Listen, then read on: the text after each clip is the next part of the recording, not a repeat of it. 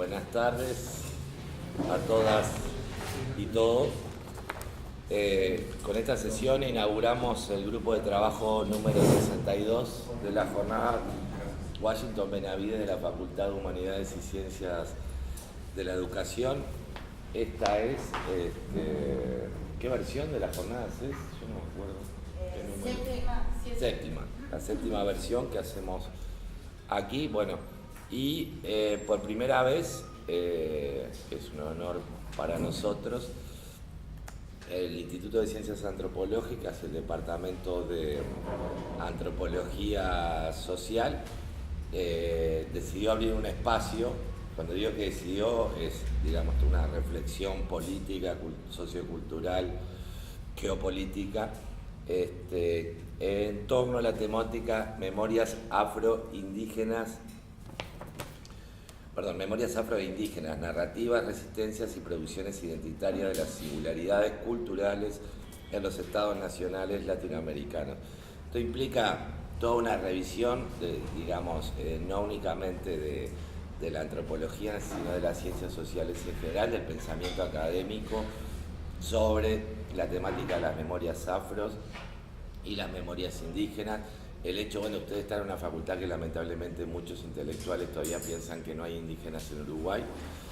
No es el caso nuestro, obviamente, pero es, digamos, una discusión y una lucha política y también académica que estamos llevando adelante.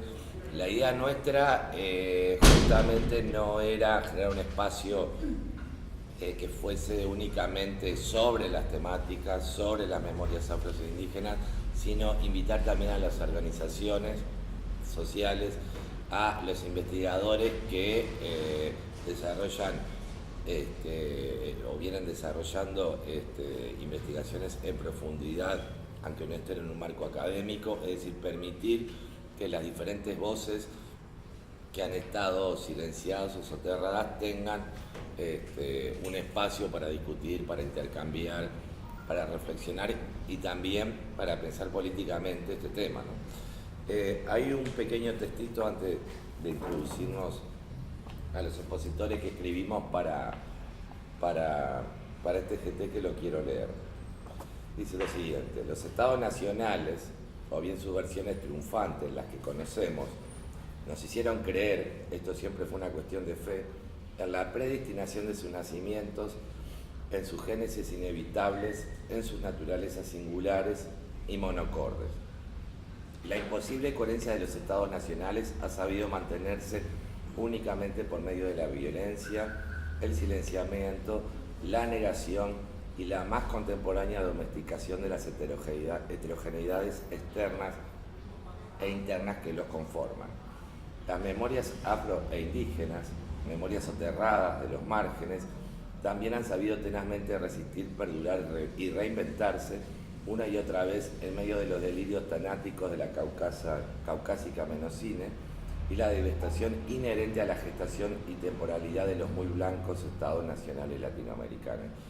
Este es el espíritu del GT, justamente, tratar, no pensar ni siquiera ni de los márgenes ni de los centros tampoco, sino entender que este dispositivo llamado Estado Nacional está en crisis en todas partes, claramente, y esa crisis hace que se trate de reforzar en términos simbólicos, territoriales, políticos, económicos y militares de manera mucho más vehemente en esta época, y coloca, para el caso no solo latinoamericano, sino de las Américas, a los grupos indígenas y a los grupos afros en la primera línea de lucha, ¿sí?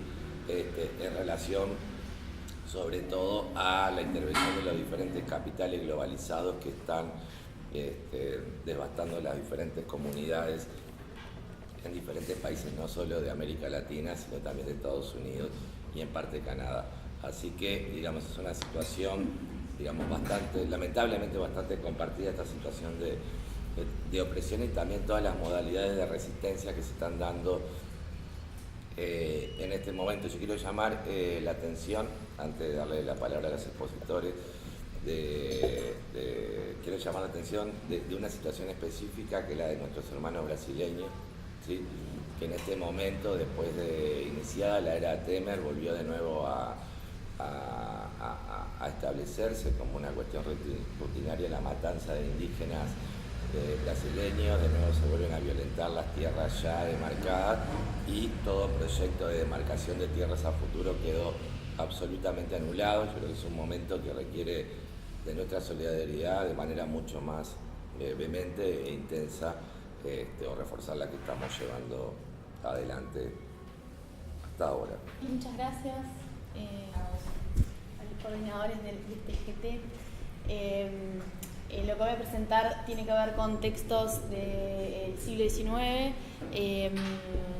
pero como decía Nicolás recién, trabajar también sobre estos textos históricos también hace al debate político en la actualidad, ¿no? Sin duda tiene que ver con la construcción actual que se hace de estas identidades. Esta presentación es un fragmentito cortito, se enmarca en mi trabajo de tesis de maestría de esta facultad, en la que trabajé con estos periódicos que voy a presentarles ahora. Y bueno, entonces lo que quería hacer hoy es mostrarles un poquitito el corpus, que capaz que algunos de ustedes ya lo conocen, pero presentarles brevemente el corpus, decirles muy por arriba cuál es el modelo teórico y metodológico desde el que me planteo el objeto de estudio y desde el que salen las herramientas con las que yo voy a trabajar. Yo trabajo en el Departamento de Psico y Sociolingüística de esta facultad, antes de la maestría en Ciencias Humanas, que tiene un énfasis en Sociolingüística. Estudié Lingüística también en esta facultad. Entonces es un análisis discursivo, pero desde herramientas de la lingüística sistémico-funcional. Específicamente me voy a centrar en lo que es la representación de actores sociales y en un ejemplo del análisis de la transitividad que voy a explicarles más o menos de qué se trata.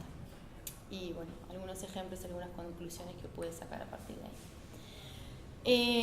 El corpus con el que trabajé para mi tesis son los editoriales de las sociedades de color, así se autodenominaban, que es la conservación, los dos primeros semanarios, La Conservación y El Progresista. La Conservación que salió de agosto a noviembre de 1872 y El Progresista septiembre y octubre de 1873. Y en estos dos semanarios que son los primeros textos públicos escritos por afrodescendientes, por afrouruguayos que participan de la esfera pública así. Hay muchas referencias a lo que pasa con la sociedad, con las sociedades de color, como se autodenominan en Buenos Aires. Entonces también hice un poco de trabajo de archivo en Buenos Aires para ver qué pasaba con esos semanarios bonaerenses.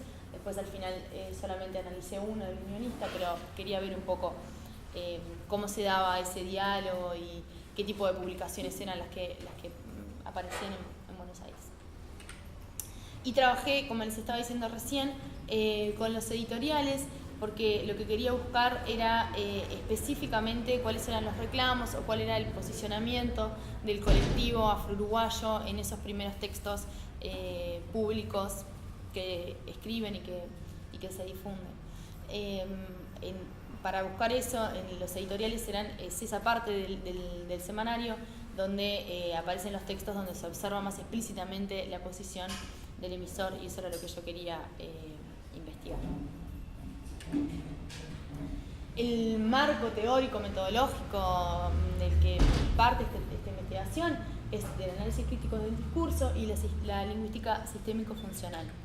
El análisis crítico del discurso, así como super generalidad, tiene una concepción sociosemiótica del lenguaje, entiende los textos como práctica discursiva y como práctica social, y hace énfasis en el papel del poder social y su reproducción discursiva todo esto atravesado por la ideología.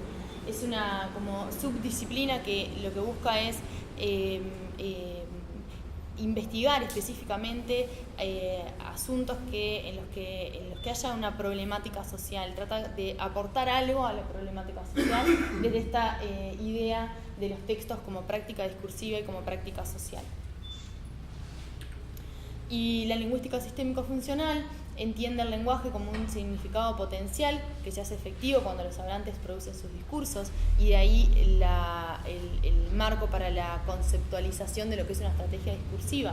La estrategia discursiva se entiende como una selección, como una opción que hace el hablante, que hace el emisor de ese mensaje, que opta por muchas opciones que tiene, y que esa elección también es ideológica, también es política, y deja ver una serie de aspectos que se pueden intentar describir. En este sentido, las estrategias discursivas entendidas como selección también ponen en juego los aspectos identitarios.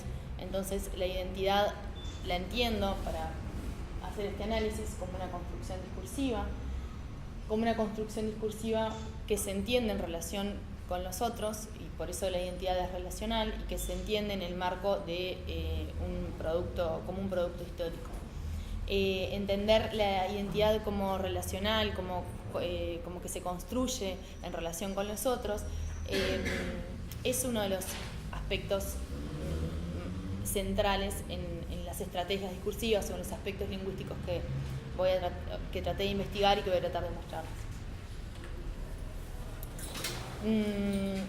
Dentro de las herramientas de análisis que da esta metodología del análisis crítico del discurso, trabajé sobre todo con el análisis de la transitividad y la responsabilidad, y con el análisis de la evaluación, y hoy les voy a mostrar algunos ejemplos del primero.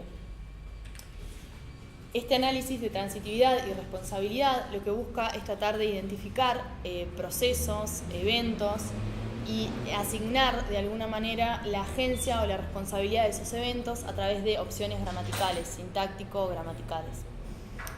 O sea, lo que buscamos es como evidencias gramaticales de eso que decimos que es la agencia o la responsabilidad sobre un proceso, que ese proceso aparece materializado en el discurso a través de un verbo.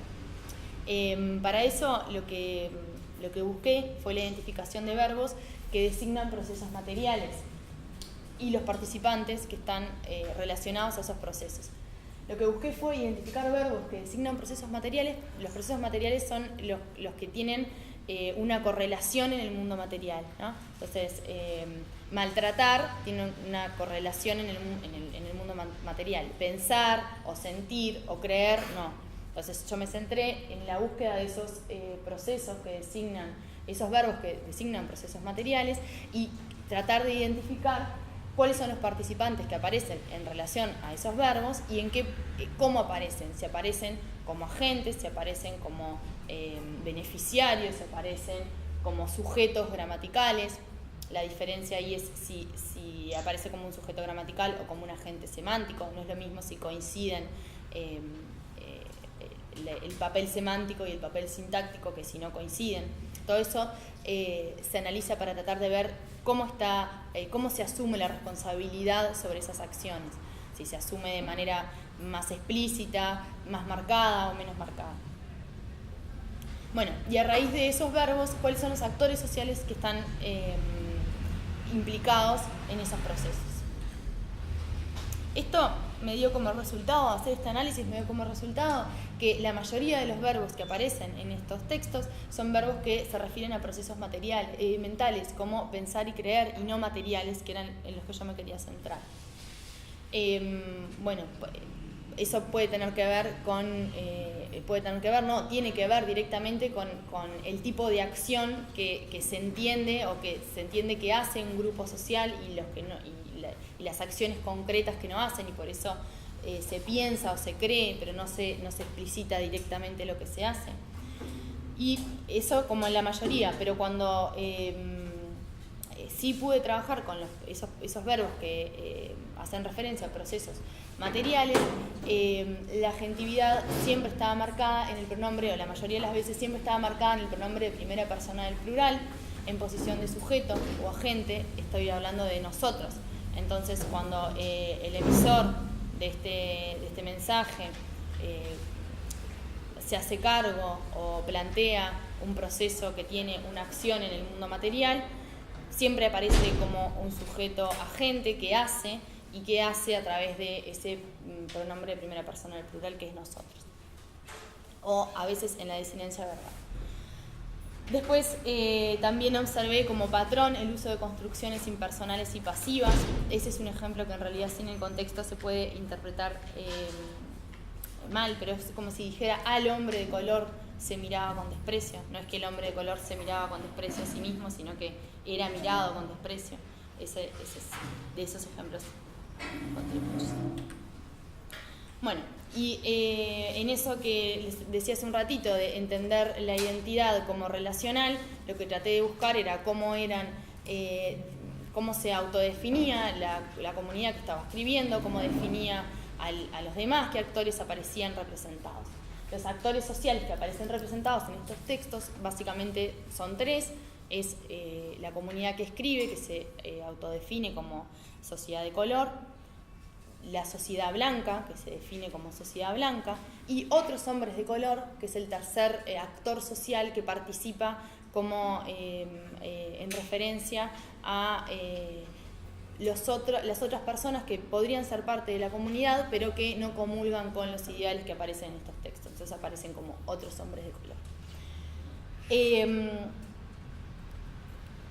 ¿Quiénes son esos otros entonces? Y bueno, identificar esos otros identifica o ayuda, contribuye a ese discurso sobre la identidad. ¿Y en qué procesos están implicados? Son estos a grandes rasgos que aparecen acá. Son hombres sin conciencia, hombres que no comprenden o que no quieren comprender. Es el blanco, un blanco capataz, esos hombres blancos, un hombre blanco sin conciencia, o el enemigo, que es el enemigo de nuestra raza. ¿En qué procesos están implicados? Siempre la referencia a los otros como la sociedad hegemónica, como la sociedad blanca, siempre aparece implicada en procesos que remiten a eventos negativos como la esclavitud o los maltratos. Entonces ese es uno de los ejemplos que les pongo acá, que dice: día a día se tenían que lamentar los más deplorables sucesos en los hombres de color, y aún estos rendían un fiel tributo a aquellos hombres sin conciencia que maltrataban sus cuerpos del modo más inhumano y brutal. Bajo las órdenes de un blanco capataz, sigue un poquito, tiempos aquellos que una persona de color era donde saciaba su cólera un capataz gobernado con impía mano el látigo y otros instrumentos por el estilo, los cuales eran destinados para las personas que ostentaban la faz oscura. Hay una reconstrucción que se va haciendo, que también es bastante gradual del texto, que hace que se pueda identificar que si bien el sujeto agente de este verbo que es maltratar sea aquellos hombres sin conciencia, esos hombres sin conciencia son los blancos, es la sociedad blanca, es esa sociedad blanca hegemónica que es la que maltrata, que es la que está en esa posición de opresor, que está en esa posición jerárquica mayor, es un capataz, un blanco capataz. Bueno, ese más o menos es el tipo de análisis que se hace. ¿Cómo se representa la sociedad de color? O sea, ¿cómo se representan a sí mismos? ¿Cuáles son las formas usadas para autorreferirse? La sociedad, nuestra sociedad, los hombres de nuestra sociedad, la sociedad de color, nuestra raza, la raza a la que pertenecemos, hermanos de nuestra raza, los hombres de color oriental, el negro. Bueno, o otras formas con posesivo como nuestros hijos, nuestros hombres, nuestros hermanos. Los procesos en los que aparecen estos actores sociales, o sea, estas formas, son los procesos materiales que tienen que ver con la reivindicación, con la lucha, con la participación en la guerra, en esa construcción de la nación. Y en la mayor cantidad de los casos, el sujeto gramatical que coincide con ese asumiendo ese papel semántico de agente es con el pronombre nosotros o en la disinencia verbal. Entonces, por ejemplo, en el ejemplo que aparece ahí dice: hoy, como anteriormente hemos dicho, de que ya nos hemos levantado del éxtasis en que yacíamos, no esperamos la protección de ninguno, es suficiente nuestro poder para obtener el triunfo de esta incluye defensa de desunir nuestra raza, que demasiado hemos sufrido por causa de nuestra desunión. Nos hemos levantado, no parece un sujeto léxico explícito, más desarrollado, como un sintagma nominal que aparecía en el ejemplo anterior, donde se decía un blanco capataz, o bueno, o los otros ejemplos que les mostraba en el cuadrito de recién, la sociedad blanca, sino que aparece a través de ese nos hemos levantado, de la forma verbal compuesta y la desinencia verbal junto con el pronombre. ¿Cómo se da la representación de los actores sociales? Bueno, las formas, como cuestiones generales, las formas autorreferenciales superan a las referenciales, o sea, las formas para referirse a la propia comunidad en cuanto a diversidad es mucho mayor que la forma para las formas de referirse a esos otros.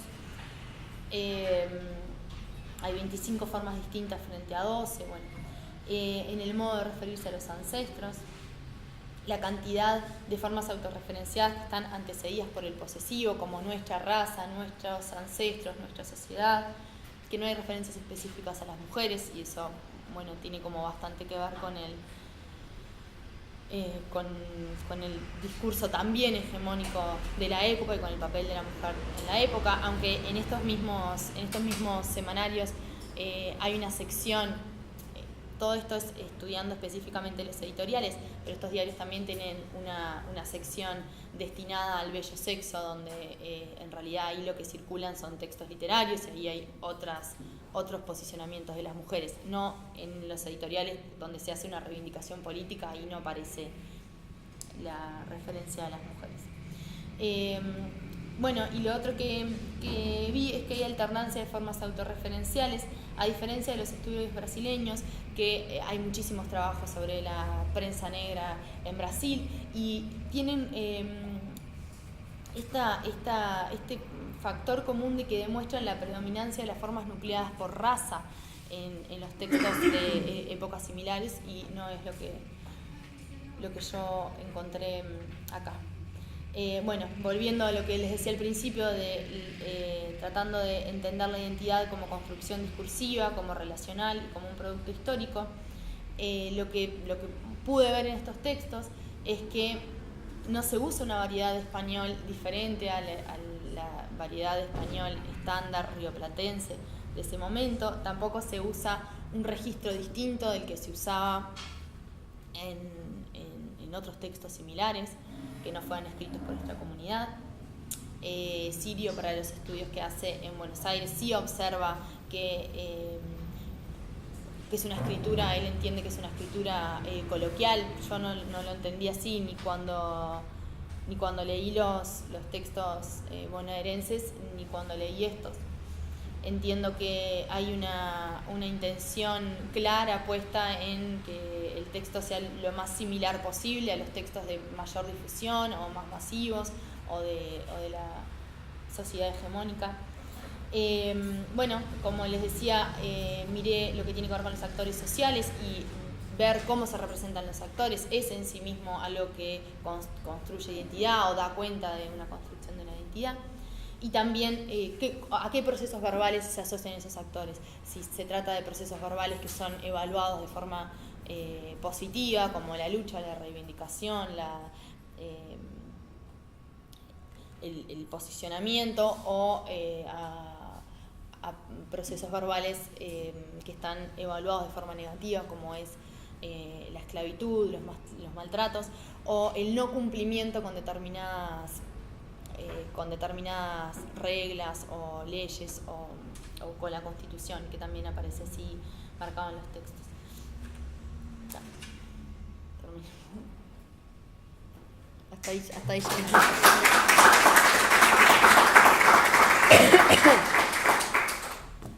Ahora hay un espacio para preguntas, si alguien tiene alguna pregunta, y después continuamos. Yo quería saber cómo dialogaban estos escritos con eventos muy importantes que sucedieron en la política nacional, porque es la época que se construye el Estado como el gran leviatán que controla el territorio y a la población, ¿no? O sea, el Estado del biopoder es esta época que se construye, ¿no? Entonces, y hay una sucesión de guerras civiles, bueno, la Revolución de las Lanzas, la Revolución Tricolor, el golpe de la Torre, como también construcción de otras asociaciones como la Asociación Rural del Uruguay. Entonces, Quería saber si aparece algún diálogo entre los textos de la propia comunidad afro de la época con estos otros eventos y sujetos.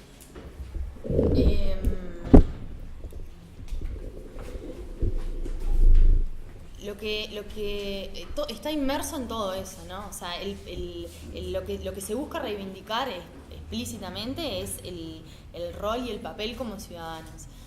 Como ciudadanos, sí, de una nación que en realidad se está consolidando, en un relato nacional que se está consolidando ahí. La mayor como oposición, que es un poco lo que trabajó Cortázar, que trabajó sobre estos textos, hizo otro tipo de análisis, pero es ese que yo también traté como de evidenciar en el análisis más extenso, es ese pasaje que se da de la esclavitud a la ciudadanía, ¿no? Y qué es lo que le da derecho a esta comunidad a pedir o a luchar o a centrarse en ese pedido de ciudadanía, básicamente su participación en las guerras. Participación en la guerra, ¿no? O sea, lo que lo define como ciudadano, lo que lo define como con la posibilidad de poder reivindicarse como ciudadano es su participación en la guerra. Después aparecen sí reflejados como los acontecimientos del momento. Hay todo un tema con un diputado colorado que supuestamente como los va a defender y va a llevar los intereses de la sociedad de color al Parlamento. Después aparecen cosas como más puntuales de las discusiones que se dan dentro de la propia comunidad. Ahí en uno de los ejemplos se hacía referencia a los propios miembros de la comunidad que según ese editorial están desuniendo porque están como luchando por cosas diferentes. Entonces esa discusión que en realidad sigue hasta, no sé, seguro que en estos textos hasta el siglo XX, con las otras, Nuestra Raza o otros tipos de publicaciones donde el surgimiento del PAN, otro tipo de discusiones que dan cuenta también de las discusiones dentro de la propia comunidad y la necesidad de que sea una comunidad, que eso también es como muy complejo.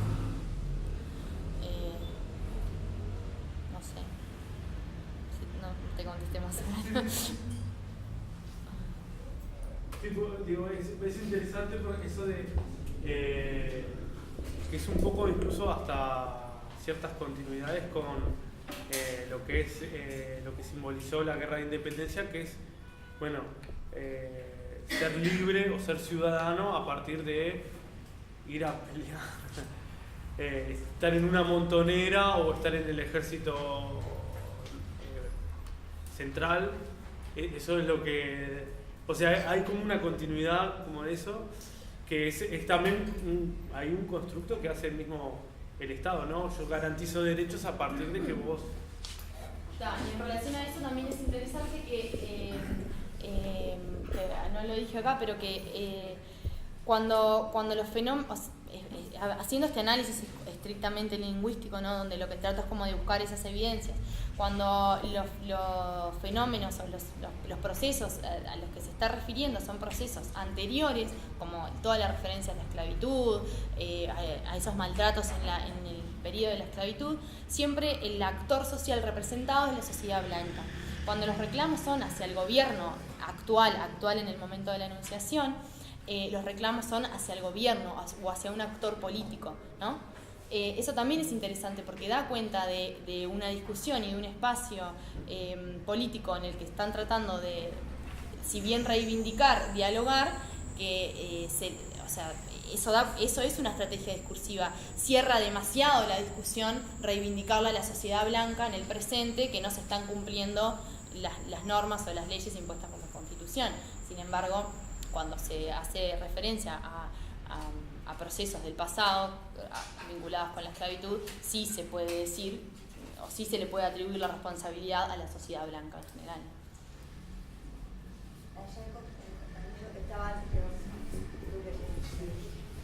Me preguntaba si hay algún estudio que relacione la forma en que ellos podían dominar ese medio de comunicación que era el medio impreso, un medio natural para ellos, y compararlo con, porque en misma época los otros medios de comunicación eran como, me parece que eran como, tenían un léxico mucho más refinado y rocambolesco, como más difícil de explicar las mismas cosas con la lengua española de la época. O sea, tenían que dominar primero una lengua de comunicación, un medio de comunicación y además expresar en ese manejo lo que querían transmitir, ¿no? Si esa relación está no sé si comparada, estudiada, referenciada, ¿no? Porque se me ocurre que otros medios, en la misma época, con otros medios, podían ser mucho más claros, pero ellos tenían que dominar un medio de comunicación que no era el habitual. Y además, si seguramente casi una intuición no expondría sus ideas más claras en medios de comunicación de alcance masivo, porque siempre se intentó ocultar el verdadero mensaje, ¿no? Si consideran que este tipo de comunicación eran las más, por los estudios que tienes, eran las más coherentes. Yo creo que no, o sea, no se entienden estos textos como medios de comunicación, se entienden como textos que tratan de empezar a abrir un espacio en una esfera pública para tratar de competir con otros textos entendidos socialmente con una jerarquía mayor como son estos textos públicos, y que lo que se busca es abrirse ese espacio. No, para nada entiendo que esta sea la forma efectiva de comunicación entre los afro-uruguayos de 1870, ni la forma que tengan de autoconvocarse, ni que esto refleje al movimiento o a un colectivo que se esté como autoconvocando para movilizarse entre sí. Creo que fundamentalmente lo que busca es, en ese pasaje como más conceptual de la esclavitud a la ciudadanía, eso se da a través de poder apropiarse en la esfera pública de lo letrado, porque el ciudadano es ciudadano si es letrado, si maneja determinadas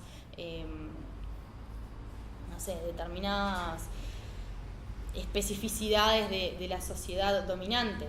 Entonces, lo entiendo en ese sentido, en el sentido de buscar abrir un espacio más en un debate público o en una esfera pública donde no tenían ninguna incidencia, ninguna repercusión y ningún espacio. Lo que sí está más o menos visto es el alcance que tienen estos textos. O sea, son textos que tienen un tiraje muchísimo menor a cualquier otro medio de prensa, que además precisan todo el tiempo se financian con los suscriptores, que son muy pocos, están todo el tiempo haciendo esa campaña de pedir suscriptores, y cierra uno y abre el otro, y así es hasta mediados del siglo XX. O sea, no hay nuestra raza es otra cosa, pero hasta ahí son siempre medios que dura muy poco también, aunque son los mismos editores y es la misma gente, dura muy poco el tiempo en el que se pueden publicar los diarios, porque tienen muy poca difusión y se venden muy poco. Hay referencias en los textos de cómo esto se lee en varios ámbitos. No sé, tampoco sé si eso es verdad o no, pero sí aparecen como referencias a instancias en las que se compra uno de estos y se lee como una especie más de convocatoria en un grupo. No sé qué tan cierto.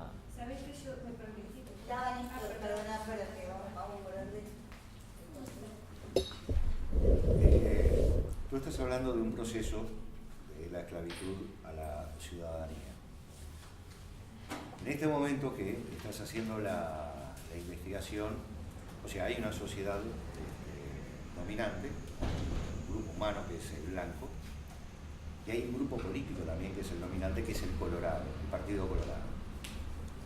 Pero dentro del Partido Colorado están los principistas y los no principistas. Precisamente en este periodo es cuando, que mencionaba el compañero, el golpe de Estado de La Torre, el cual precisamente era conocido como el grupo de los candomberos.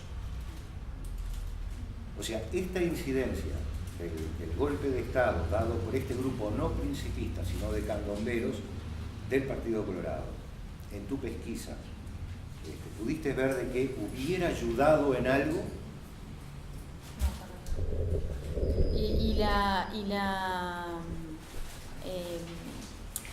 Los reclamos o las temáticas de los editoriales son más o menos siempre los mismos, que tienen que ver específicamente con la participación de la sociedad de color como ciudadanos. O sea, se reivindica entonces que el mote, el apodo de candomberos que le habían puesto no hacen referencia los principistas a lo del grupo de la Torre era más bien despectivo. O sea, seguro que es despectivo porque el candombe como palabra, así que el análisis léxico de la palabra candombe sí la hice para otra cosa que no tiene nada que ver con esto, y sí te puedo asegurar que es absolutamente despectivo hasta el siglo XX, mediados del siglo XX, eso sí, sin duda. Hay un diccionario que se llama Lenguaje del Río de la Plata, que es de Sergio Washington y Washington Bermúdez, que también, ellos participaron, que hacen una compilación, es un diccionario bastante descriptivo, por más que sea normativo, y tienen compilación de muchos documentos que lo empiezan a escribir en 1880, que registra candombe como un baile grosero y estrepitoso de los negros del sur, y a partir de ahí la cantidad sí aparece como un término sumamente productivo, candombe, candombero, ¿verdad? Que dice que explícitamente que no los define por considerarse términos en extremo groseros, o sea, y eso tiene validez, ese es un ejemplo, pero eso tiene validez hasta mediados de 1900, sin duda. Bueno, Grace, le aclaró solo alguien más y cerramos para las cosas. ¿Sí? No, para una pregunta más. Igual al final vamos a tener otro lugar. No, me pareció interesante lo que señalabas en relación a la comparación por ahí con los periódicos afroporteños y los trabajos que se vienen haciendo, y también en relación a lo que él preguntaba. A mí me parece que, igual el análisis que ella hace es como muy específico y muy sociolingüístico, pero que lo que hay que tener en cuenta es que el actor que está hablando ahí es dentro de la sociedad de color, lo que Lea Heller, más que los estudios de Pablo Silio, llama el intelectual, que lo toma Gramsci, ¿no? Pero el intelectual orgánico, es una parte de la sociedad de color, por ahí la que es letrada en ese momento y que ejerce desde las letras, esta cuestión política, cuando que seguramente otros sectores dentro de la sociedad de color tendrían otras estrategias, performáticas o de otro modo para ese mismo ejercicio de ciudadanía desde otro lugar. Y la palabra candomberos en ese momento me parece que aparece como si ahora dijéramos estos quilomberos, ¿no? Que en realidad también viene de quilombo, o sea, como en un sentido claramente despectivo, no artístico, no como incorporado. Igual ahí después habría que ver el análisis ese también que hace Red Andrews cuando empieza a hablar de las comparsas proletarizadas, cuando empiezan como dentro del principio del siglo XX los sindicatos y el candombe como... Bueno, es que ahí además creo que ahí ya cobra otra. Sí, de hecho este mismo tipo de publicaciones pasan a ser, o en Buenos Aires son órganos de la sociedad obrera, ¿no? En el mismo momento. Después pasan a ser, en vez de órganos de la sociedad de color, órganos de la sociedad obrera, y ahí se identifican directamente con una clase social, además de que la identificación pase por una conceptualización más étnica, pero sí. Sí, igual en el caso, por lo menos porteño, está como bien marcada esa diferencia hasta dentro de la subalternidad de la sociedad de color, diferencias de clase hacia adentro, de quién es letrado y quién no es letrado. Y en el caso de los periódicos afroporteños está muy marcado el menosprecio de la sociedad negra letrada hacia el negro candombero. O sea, como esta diferencia. Acá no aparece la expresión. Creo que acá no. Lo que sí aparece muchísimo es no un desprecio así explícito, pero sí el reclamo de por qué hay negros que no se escolarizan, por qué hay negros que no toman la educación como lo necesario para ser ciudadanos, eso sí. O sea, en el fondo el reclamo es el mismo, es esa oposición entre lo letrado. El discurso hegemónico, civilizatorio, Totalmente. eso que creo que era más marcado en Buenos Aires. Sí, pero también aparece. Sí. No, yo quería ampliar un poquito, coincido con ella, yo me parecía un poco extraño que pudiendo determinar esa forma de comunicar, después pudieran ser tan específicos en la forma a quién demandar. Es un poco lógico que hagan todo ese movimiento a la vez y además puedan ser capaces de organizar un conjunto de iguales. Y además porque me parece que en esa época todavía las condiciones de sobrevivencia eran su principal preocupación. Por lo que me parece que... Pero eso sí es así. Seguramente había algunos más capaces que podían generar determinados factores para comunicar y adelantarse. Pero no era ni que fueran más capaces ni que fueran más adelantados, es lo que está diciendo la compañera, o sea, ahora, ¿no? O sea, también hay otros espacios y otras formas de incidir en ese reclamo por la igualdad, por la ciudadanía, por lo que sea. Lo que pasa es que el registro está acá. No, pero claro, desde mi lado, aunque sea un mensaje asertivo, no significa que haya un diálogo. ¿Aunque sea qué? Para que haya un diálogo. Pero aunque sea qué, que no te Un mensaje asertivo. Ah, no, claro. Nunca un diálogo. Eso siempre, claro que nunca un diálogo. Podrían mandar miles de mensajes asertivos, pero eso no es un diálogo. Sí. No estaban cambiando nada, eran conscientes de cambiar. Tener un medio de comunicación que pudiera leerlo todos ellos, más otros, tampoco hacía la diferencia.